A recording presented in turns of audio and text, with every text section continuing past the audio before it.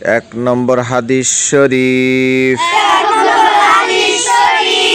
قال النبي صلى الله عليه وسلم خيركم من تعلم القرآن وعلمه خيركم من تعلم القرآن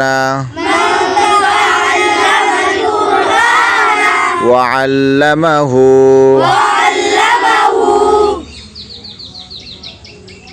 হাদিস শরীফের অর্থ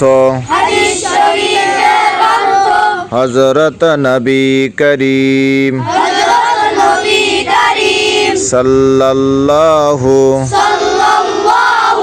আলাইহি ওয়াসাল্লাম ফরমায়াছেন, তোমাদের মধ্যে সর্ব